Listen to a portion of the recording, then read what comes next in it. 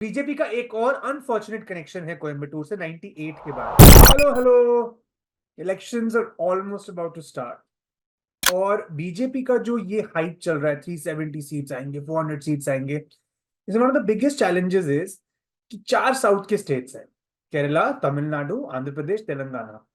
यहां मिला के तकरीबन 100 सीट्स बनती हैं और बीजेपी अभी भी इन स्टेट्स में बहुत स्ट्रांग नहीं है। कई जगहों पे अलायंसेस हैं बट बीजेपी अपने आप इन स्टेट्स में बहुत स्ट्रांग नहीं है। This is one of the biggest challenges ये 370 400 नंबर पार पाने में। तमिलनाडु में BJP is trying to focus through a strategy जहां पे वो एआईएडीएमके की शैडो से बाहर आ रहे हैं। इस बार वो अलायंस नहीं है, पिछले कुछ समय से वो अलायंस था। And this time, the BJP's campaign in Tamil Nadu is being spearheaded by a firebrand leader, K. Annamalai, जो पहले एक कॉप थे, आज बीजेपी के लीडर हैं। He is not just BJP के state president, but he is also their candidate from the seat of Coimbatore. अब आप पूछेंगे कि अन्नामलाई को कोयम्बटूर से क्यों फील्ड कर रही है बीजेपी। देखिए, पहली बात तो this is not Annamalai's first election. In fact उनका पहला जो इलेक्शन था वो स्टेट असेंबली इलेक्शन 2021 में था। उनके जो असेंबली सीट थी अरावकू रिची से, यहां पे वो डीएमके से हार गए थे। कोयंबटूर जो उनको भेजा जा रहा है उसके पीछे 2-3 कारण हैं। You will be surprise to know कि बीजेपी ये सीट होल्ड कर चुकी है। पहले उनके एमपी रहे हैं सीपी राधाकृष्णन। 2-3 बार बीजेपी इस सीट पर सेकंड भी आ चुकी है। इनफैक्ट 2014 में जब कोई अलायंस नहीं था बीजेपी का, तब भी वो 30% से ऊपर वोट शेयर लाई थी इस सीट पे। तो कोयंबटूर में बीजेपी की एक पॉलिटिकल एस्टैब्लिशमेंट है कहीं ना कहीं, इवन विदाउट द एआईएडीएमके।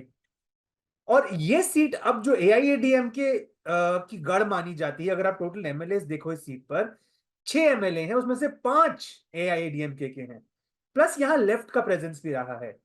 तो एआईएडीएमके जो कमजोर हो रही है थोड़ी बहुत तमिलनाडु में, तो बीजेपी सेंसेस एन अपॉर्चुनिटी कि यहां पे हम अपनी जगह बनाएंगे।